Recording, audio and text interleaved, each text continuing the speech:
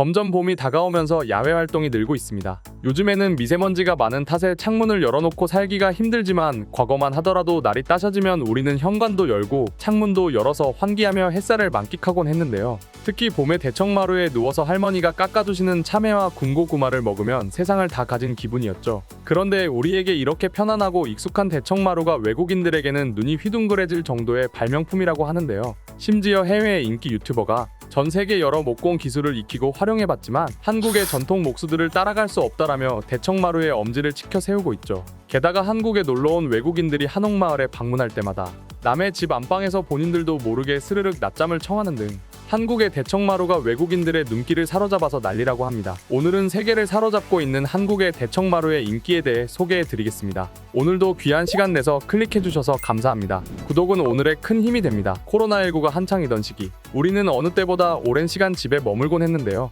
이 때문에 집에 대한 개념도 많이 바뀌었습니다. 이제 집은 단순히 거주하는 곳이나 투자의 수단만이 아닌 개인의 삶과 가치관을 반영하는 공간이 된 것이죠. 이렇다 보니 기존의 주거 공간에서는 보기 어려웠던 개인의 취향을 반영한 요소들이 동서양할 거 없이 등장하기 시작했는데요. 최근에 미국과 유럽에서는 대청마루가 우후죽순으로 생기면서 외국인들이 깜짝 놀라고 있답니다. 지금 보시는 이 영상은 해외의 유명 목공 유튜버 미스터 치카디가 한국 전통의 대청마루를 만드는 모습입니다. 일본, 영국, 미국 등 다양한 나라의 목공 기술을 활용해 집을 짓고 가구도 만드는 그는 해당 영상에서 대청마루에 대해 이렇게 설명합니다. 한국의 전통 목수들은 그들의 뛰어난 기술과 나무에 대한 이해를 한옥에서 흔히 발견할 수 있는 대청마루에 담아냈어요. 한국 목수들은 전 세계 어디서도 발견할 수 없는 독특한 시공 방식을 활용하는데 놀랍게도 못도 접착제도 필요 없어 대단하죠. 한국 전통 목수들의 방식에 깊이 감동한 미스터 치카디는 숲속에 도구를 가져다 놓고 대청마루가 있는 정자를 만들기 시작했는데요.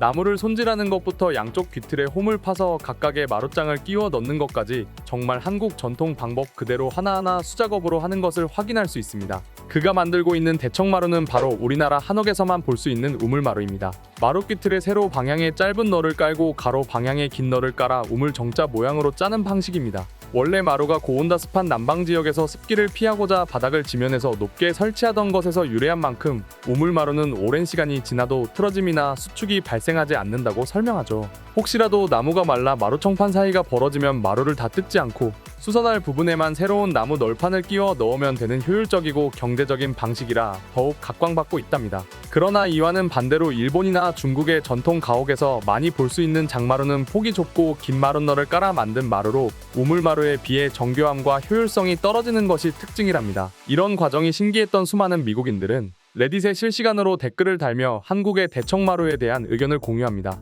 특히 대부분의 미국인이 못이나 접착제를 전혀 사용하지 않는 한국 전통 마루의 시공 방식에 놀라움을 표했는데요.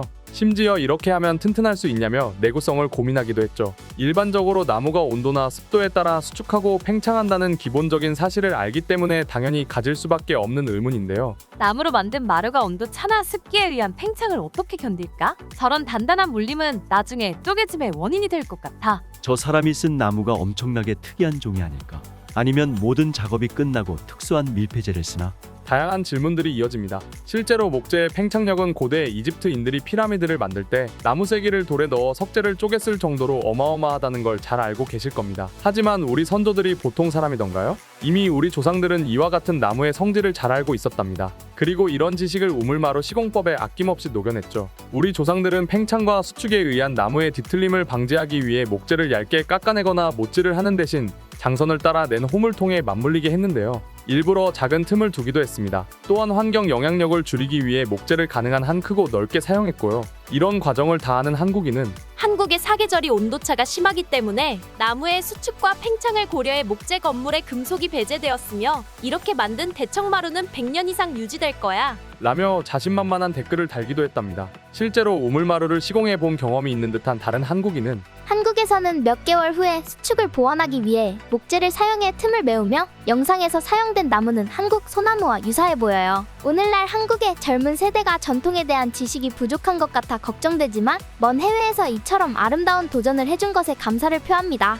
라는 감상과 조언을 덧붙였죠. 이처럼 대청마루의 원리를 자세히 설명하는 답변이 달리자 그제서야 미국인들은 의심을 지우고 감탄을 시작했습니다. 이건 대체 무슨 종류의 마술인 거지? 이케아의 이 영상을 보여주면 안 됨. 한국인들은 프로 젠가 플레이어. 만약 이케아가 사람이었다면 아마도 이렇게 생겼겠지. 이거 정말 대단한데 나중에 꼭 한번 만들어 보고 싶어. 이런 댓글들이 수백 개가 달렸습니다. 또한 한옥을 직접 경험해본 외국인들은 한국의 대청마루와 온돌에 대한 기억을 자랑스러운 듯 공유했는데요. 한국에 간다면 한옥에서 꼭 하룻밤 보내길 추천해. 서양 주택과는 비교할 수 없을 정도로 매력적이거든. 서울에 있는 한옥마을에서는 여름마다 대청마루에서 낮잠 자는 체험을 하거든. 한국 여행 갔을 때 호기심에 해봤는데 진짜 신세계였어. 한국 전통 음료를 마시기도 하고 대나무로 만든 걸 끌어안고 차가운 마루에 누워서 잘 수도 있는데 너무 좋았어. 처럼 실제 체험에서 우러나오는 조언을 하는 이들도 있었습니다. 그러나 어디를 가도 악플러는 있기 마련이죠. 겨울이 오면 북한 마룻바닥처럼 느껴질 것 같다고 조소하는 댓글에는 천만의 말씀. 한국인들은 온돌이라고 하는 난방 시스템이 있어. 집안을 바닥부터 데우는 시스템이지. 바닥부터 따뜻해지기 때문에 추운 겨울마다 환상적인 바닥 뒹굴기를 할 수 있지. 한국의 전통 바닥 시공법에는 난방 시스템도 같이 포함되어 있어. 요리할 때 나오는 연기와 열기를 통해 방을 데우는 거야.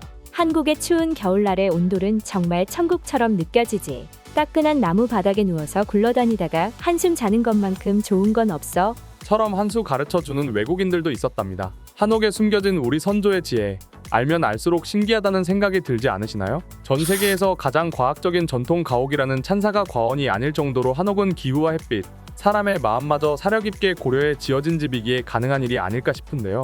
과거부터 사계절이 뚜렷한 한반도에는 난방과 냉방 모두 뛰어난 집이 필요했습니다. 고민 끝에 만들어진 구조물이 여름에는 시원한 대청마루고 겨울은 뜨끈뜨끈한 구들과 아랫목이었죠.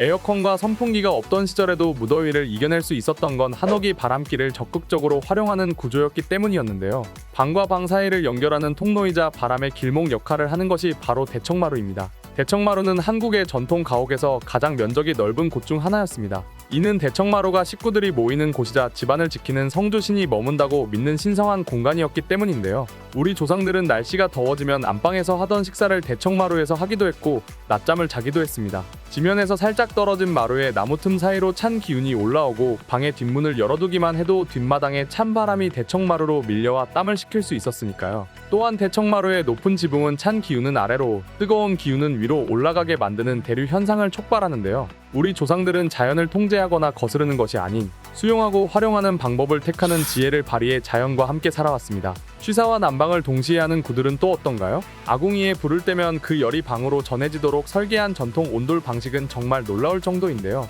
우리 선조들의 놀라운 지혜가 수천 년이 지나도 이어져 오고 있을 뿐만 아니라 저 멀리 해외까지 퍼져 많은 이들을 놀라게 하고 있다는 것이 참 뿌듯합니다. 아파트가 많아지고 현대식 건물이 많이 들어서면서 우리의 전통 대청마루를 찾아볼 수 있는 곳이 많이 사라졌지만 그래도 언제 봐도 반갑고 애틋한 건 어쩔 수 없는 것 같습니다. 앞으로도 우리의 대청마루가 세계에서 사랑받길 기원하며 오늘 이야기는 여기서 마치겠습니다. 시청해 주셔서 고맙습니다.